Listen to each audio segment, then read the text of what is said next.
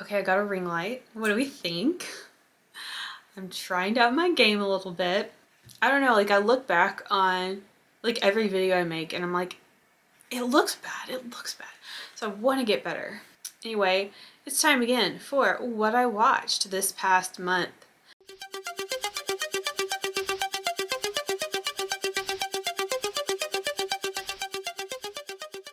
The first thing I watched was The Hazing from 1977. Somewhere, I don't even know where, I saw this title and I was like, oh my god, it sounds amazing. You know that I love fraternity and sorority movies, and even now that I work, my job is fraternity and sorority, I still leap if I see a movie title that has to do with fraternity or sorority. So The Hazing sounded right up my alley.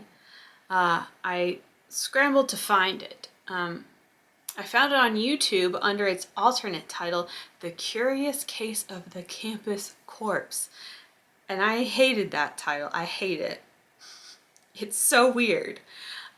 It seems disrespectful. But yes, I watched a kind of crappy version on YouTube. The Hazing is about this really nice, sweet, blonde, curly-headed boy named Craig who decides to go to college. There's this fraternity on campus called the Delts, and they become interested in Craig, and they start to show him like all the benefits of membership if he were to rush and get in. So he and this other guy named Barney decide to rush, and as is often the case, they get hazed and something terrible happens, and then the rest of the movie is just the repercussions, if you will. This movie, it was good. It had like a real like made for TV, almost like a family film feel to it. It was kind of weird. It had this like warm, cozy, heartwarming feeling, but for no reason, because you know like something terrible is going to happen in the movie, right? So all throughout the tone is unclear.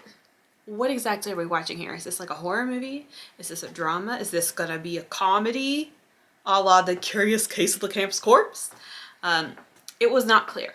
Is there gonna be like a warm, fuzzy lesson to learn? Well, as the film went on, I was like, I don't really know where we're going with this, and it was kind of slow because certain scenes would just last a long time. Like someone would be doing something and you'd watch them do the whole entire thing. You know what I'm saying? Like, I don't need to watch you walk all the way through the woods. When we got to the ending of this film, the ending,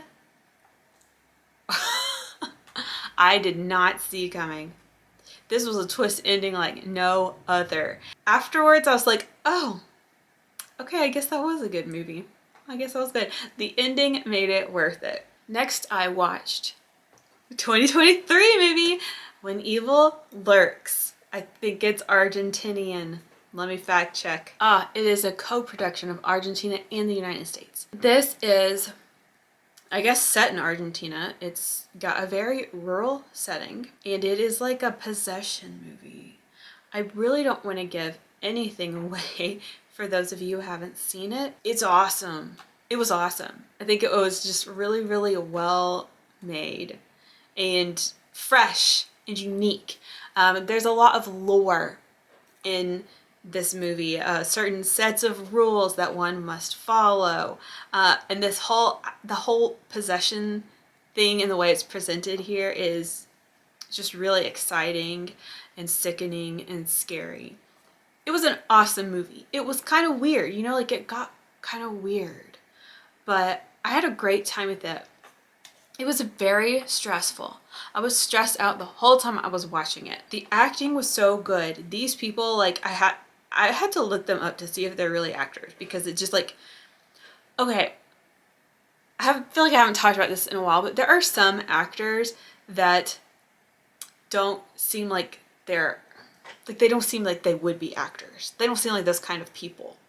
But that's like what makes them such good actors, is because they don't seem like, you know, they like went to college for theater or something. They just seem like they're people off the street. Anyway, the actors were so good here, and just some terrifying imagery, some terrifying happenings in the film. I think it was really, really effectively scary, and it wasn't too like pretentious, and it didn't get too like sad and emotional, at least not for me. There is content in the film that people do find very upsetting, but I thought it was fine. Yeah, so this is kind of like, it's very hard-hitting, it's very disturbing, it's not easy to watch, it's tense, it's suspenseful, but I do think it's really worth revisiting. Like, it's worth being like welcomed into somebody's library, because it's just really memorable, really scary, and it is fear you can take with you. Oh, I did want to mention that Sweet and Spooky just did a review of this film. Like, I watched her review like yesterday, and I think I agree with like everything she had to say about the film. So if you want to know more, you can check out my review on Letterboxd and check out Sweet and Spooky's review here on YouTube. Next, I watched Frankenstein Created a Woman from 1967, and Brian sent this to me on, I think it was on Blu-ray. This is a Hammer film starring Peter Cushing.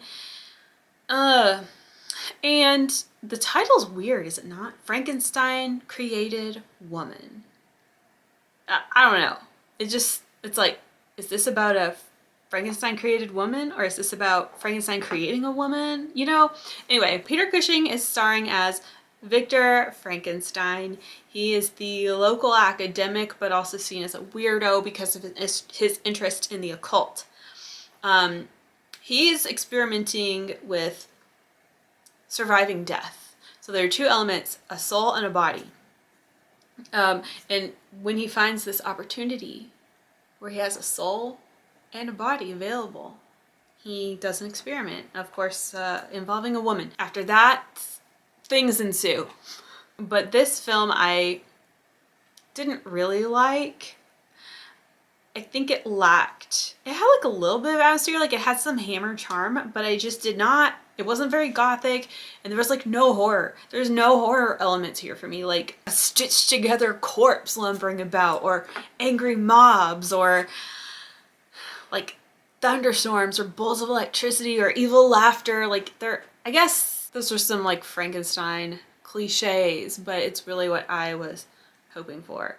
And ultimately, I just didn't think the characters, their actions seemed unmotivated. It wasn't my favorite, but you know, it didn't upset me, I guess. I'm not mad that I watched it. Oh, and next I watched Maniac Cop from 1988. This was also sent to me by Brian on Blu-ray. This is starring Tom Atkins and Bruce Campbell, and I've just never heard of it. And maybe it's because it's like not really a horror movie. It's kind of like a crime mystery action type of movie. And when I finished it, I was like, I didn't really like that. But looking back, I'm like, well, that was kind of fun. I don't know. It had like 80s New York cop atmosphere that was just really strong. It had a very distinct vibe. It's about this cop, this huge, basically Michael Myers as a cop going around killing people. Some of the good cops are just trying to solve the mystery. Yeah, I guess I would agree with people who commented when I received this video and said it's fun, but there's just not much else to it. Good screen time for Bruce, good screen time for Tom, but it was just kind of like, that was a movie. Now on to the genre that nobody on here wants to hear about, Christmas-sploitation. It's that time of year. I feel like watching a little like Christmas rom-com. I don't know, I just love cheap movies, you know. So I went for Christmas on the Slopes from 2022, and that is because I was following this actress, Soma Chaya, because she was on Degrassi. We won't get into that. But anyway, I followed her from Degrassi to her very own starring role in Christmas on the Slopes. This is about a young chef, famous celebrity TV chef, who goes on a little vacation to Aspen.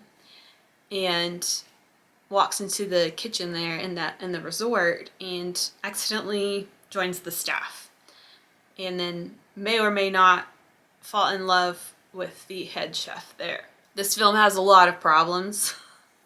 There's really no need to go into it. It's a Hallmark, Lifetime, cheap, made-for-TV Christmas rom-com.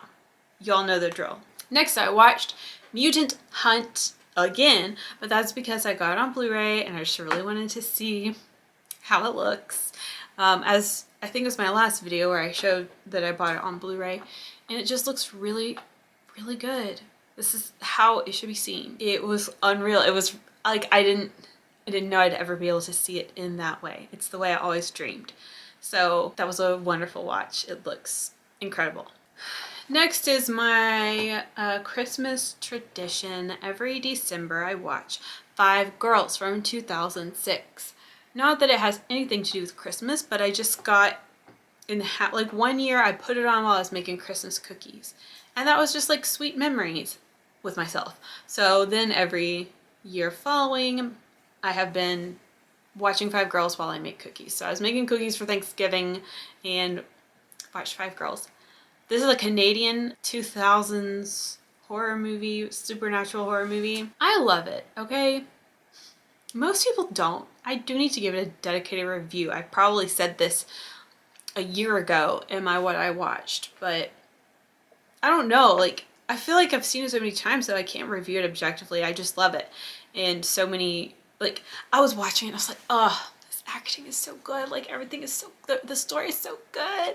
And then I get on reviews and they're all like, this acting is horrible. So I don't even know anymore. And next, Zach and I watched Black Christmas just to make sure we watched it like before the Christmas season ended. And as always, it's a great time. Oh, that was Black Christmas 1974. And then we tried to watch Black Christmas 2006. We watched it a couple years ago and I was like, that was pretty good. We tried to watch it this time and I couldn't do it. I quit. I DNF'd, as they say. I couldn't do it. It's frustrating because the house is cute. The girls are gorgeous. The Christmas lights look great. But this is a rough movie. Anyway, if I finish it this month, we'll talk about it more later. Oh, and then we did not finish the month well. I watched Don't Open Till Christmas from 1984. It was trash. And not like the good trash, but like it's just trash. Sorry. Oh, that's really mean. That sounds really mean, but it was terrible. Like that's going right into the donate pile. So last year I was extremely disappointed by, what's that movie called? Silent Night, Deadly Night or something like that. I hated that movie and I hate this movie. And finally, we watched in the Discord watch party Maya from 1989. What is this? I don't even know what this is. Is this a horror movie? Someone made that? Someone picked it? Tony picked it. I'm just announcing this is Tony's fault everywhere I go. I gave Don't Open Till Christmas and Maya a half of a star. I waited way too long between watching those two and actually sitting down to review that I did lose a lot of particulars, but what I do remember is I hated them both. And that's it. That's all that I watched in November. I did go to a conference, so I got to watch a lot of TV in the hotel, you know, my ghost shows, but nobody wants to talk to me about ghost shows. And that's all I have for you today. I have some videos coming up, especially because I'm gonna get Christmas break from work here soon, so I will be seeing you. But until then, ciao.